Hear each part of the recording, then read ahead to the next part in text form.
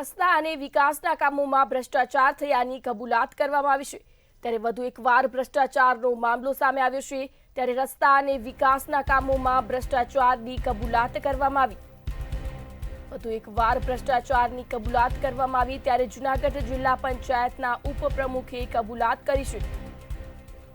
પંચાયત ઉપપ્રમુખ મુકેશ કણસાગરાએ નિવેદન આપ્યું છે। ત્યારે છેલ્લા 2 વર્ષમાં અમે એક પણ કામ કરી શક્યા નથી તેવું નિવેદન સામે આવ્યું। તંત્ર અને અધિકારીઓ વચ્ચે સંકલનનો અભાવ રહ્યો છે।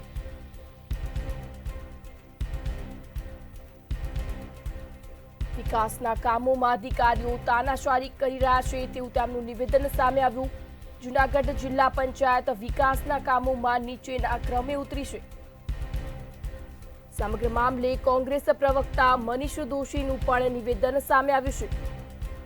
ત્યારે છેલ્લા 2 વર્ષમાં અમે એક પણ કામ કરી શક્યા નથી તેવું નિવેદન આપ્યું।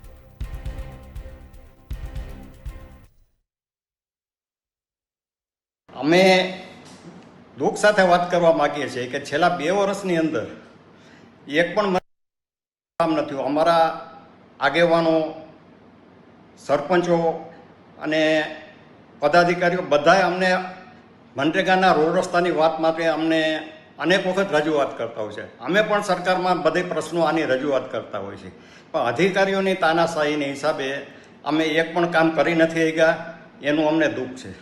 અમે હરેશભાઈને પણ અનેકવાર રજૂઆત કરી છે।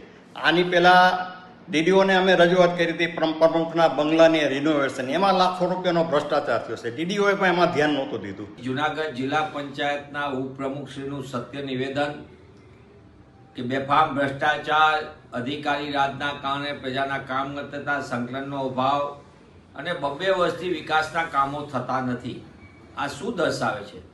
ભાજપા શાસિત જિલ્લા પંચાયતો જે હકીકતમાં પ્રજા માટેના કેન્દ્રો હોવા જેની બદલે પૈસા કલેક્શનના કેન્દ્રો બની ગયા છે।